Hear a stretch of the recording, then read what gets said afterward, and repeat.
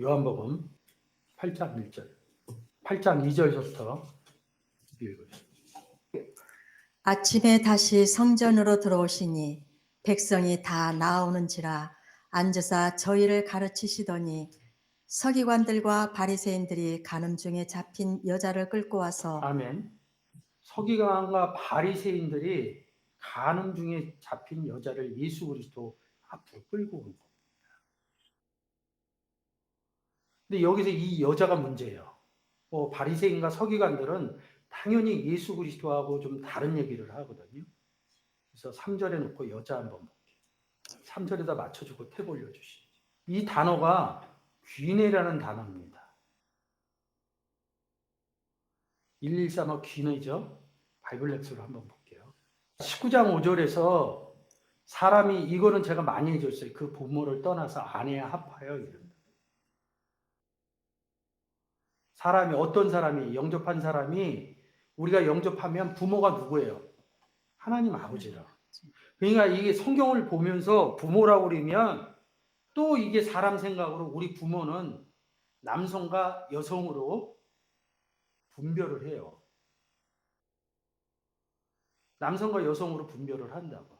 근데 우리가 하나님 아버지 그릴 땐 남성이에요. 근데 요한복음 1장 12절 13절에서 뭐라고 그러냐면 영접하는 자는 13절에 하나님께로부터 나왔대요. 그러니까 하나님이 낳는 역할을 했다는 거야. 그러면 세상적으로 보면 어머니의 역할도 된다. 그러니까 아버지의 역할과 어머니의 역할을 하나님은 다 갖고 있다. 우리가 세상 논법으로 푼다 그러면 낳았다 그러잖아요. 제가 얘기한 게 아니라 하나님께로부터 난 자들이라면요. 영접하는. 근데 우리가 하나님을 볼 때 하나님 아버지, 너희 아버지 성령이라고 아버지로도 표현한다. 또 어머니 메텔이라는 아버지 파테로 어머니 메텔을 이렇게 얘기하는데 그거를 굳이 차려고 그래요. 어머니하고 아버지. 근데 그거 나와 있는 구절 한 구절도 없어요. 하나님이 어머니다 이렇게 써 있는 구절 없다고요. 근데 요한복음 1장 13절에서 뭐예요? 영접하면 하나님께로 낳았다면요. 그럼 출산했다는 거 아니에요? 출산 누가 해요? 세상적으로 보면 아버지가. 이 하나님이 하신다. 그러니까 다르게 우리 부모는, 나의 부모는 어머니와 아버지가 구분되어 있지만 성경에서 어머니와 아버지는 구분되어 있지 않아요. 그게 성경에서 또 다른 부분이에요. 지금 나와 있네요. 12절 맞춰놓고 한번 읽어주세요. 영접하는 자 곧 그 이름을 믿는 자들에게는 하나님의 자녀가 되는 권세를 주셨으니 이는 혈통으로나 육정으로나 사람의 뜻으로 나지 아니하고 오직 하나님께로서 난 자들이니라. 아멘.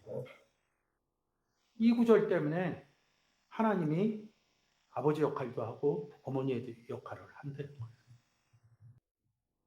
안 그러면 뭐 찾아보시면 돼요. 제가 찾아봤을 때는 없어요. 마태복음 19장 5절.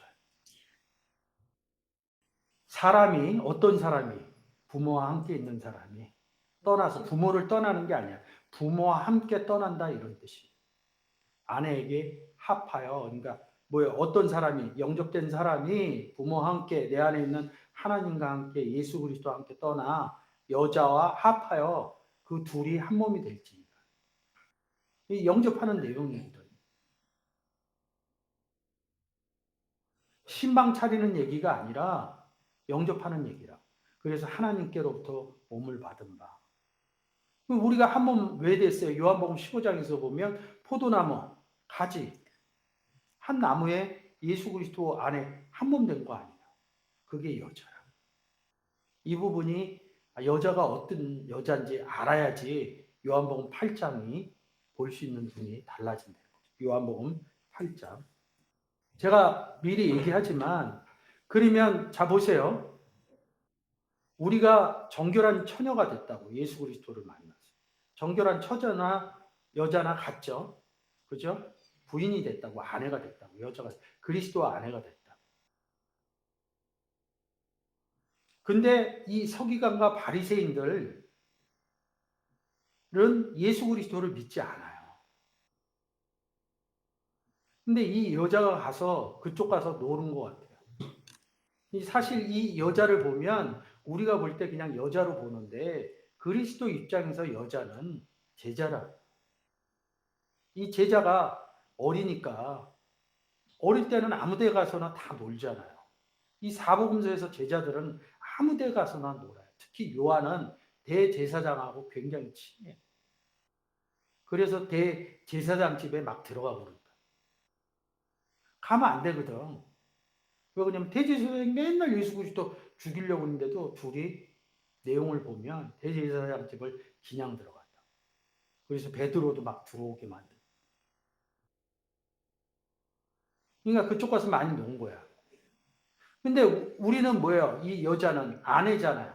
남편이 예수 그리스도하고 놀아야 되는데 저쪽 가서 노니까 저쪽 편에서 볼 때는 예수의 제자였기 때문에 다른 남편하고 노는 거예요. 그래서 간음했다고. 예수를 영접하지 않는 사람은 이 사복음서에서 보면 예수 그리스도 제자가 간음한 상태. 예수 그리스도 영접한 사람은 영접하지 못한 사람들이 간음한 상태고 이 부분에서는 저쪽 편 예수 그리스도를 영접하지 못한 사람들이 예수 그리스도를 영접한 제자들이 간음한 상태라. 4절. 예수께 말하되 선생이여 이 여자가 간음하다가 현장에서 잡혔나이다. 그래서 이제 현장 얘기하는 거 예수하고 같이 있습니다. 5절. 모세는 율법에 이러한 여자를 돌로 치라 명하였거니와 선생은 어떻게 말하겠나이까?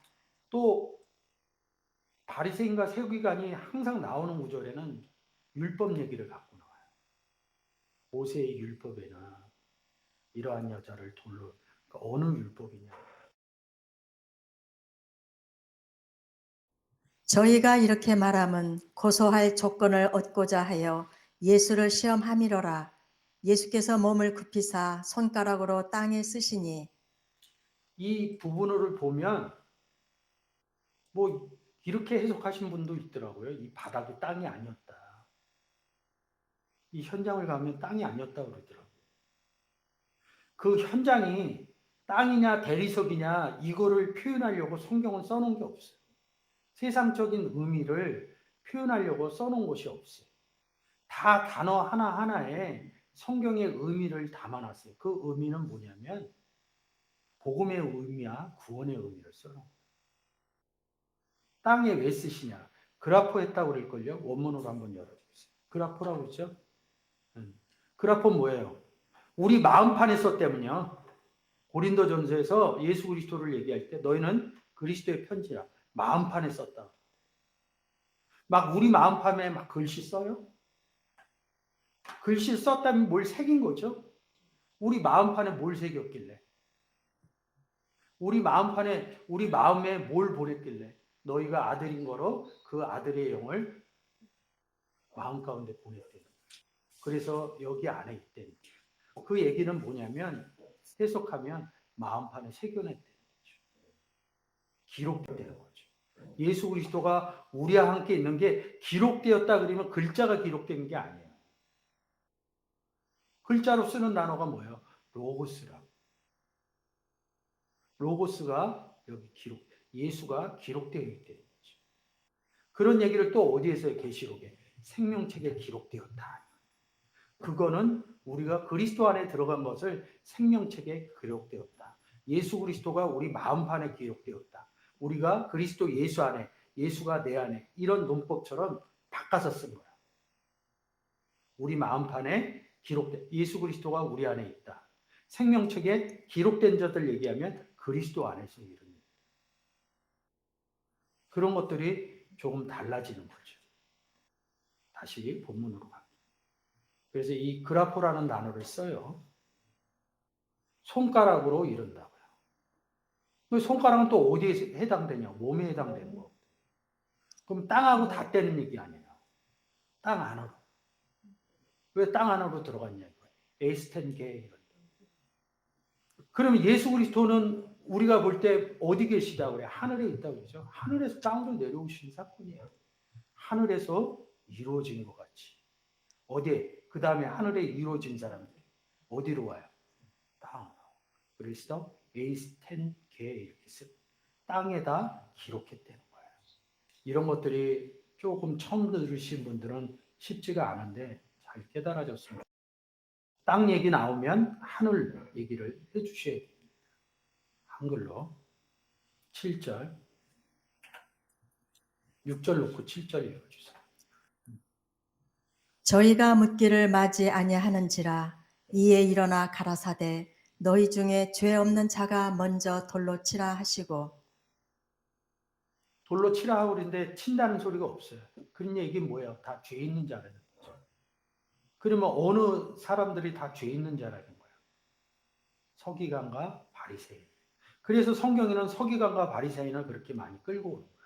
그러면 이 사람들의 얘기는 뭐예요? 죄인이랍니다. 그럼 죄인이라는 단어 했죠? 하마르티아. 그리스도의 지체가 아니라 이런 소리. 왜 묻기를 맞는 얘기를 하니까 복음을 던지니까 할 얘기가 없었던 거예요. 8절 다시 몸을 굽히사 손가락으로 또 땅에 쓰시니 그렇게 되는 거예요. 9절 읽어주세요.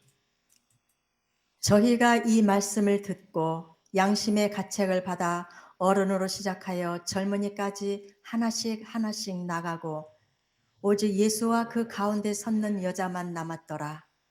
예수와 여자만 남았다. 아내 얘기하는 거거든요. 남편 얘기하는 거.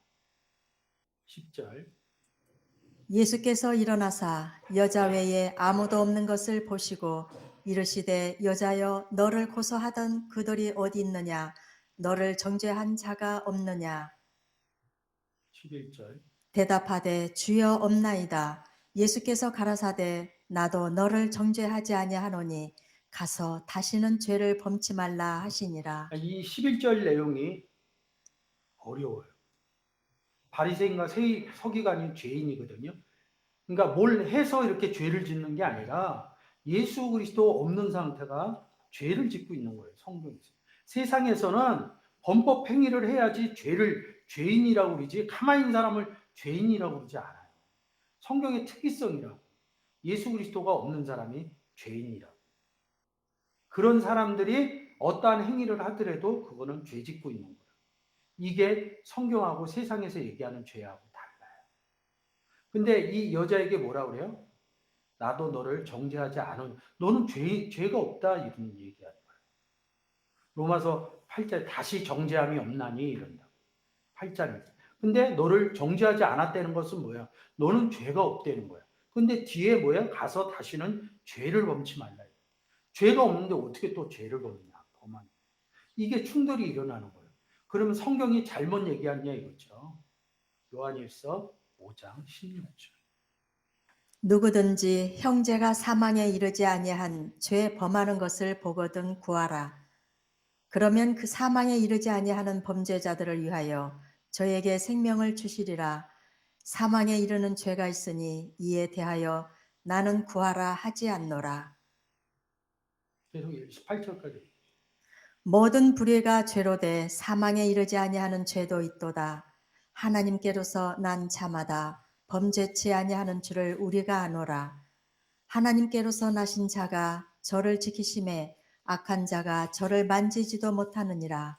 자, 죄도 사망에 이르는 죄가 있어요. 이건 뭐냐면 아까 얘기한 것처럼 바리새인과 서기관처럼 예수 그리스도를 영접하지 않으면 사망에 이른 죄라는 거죠.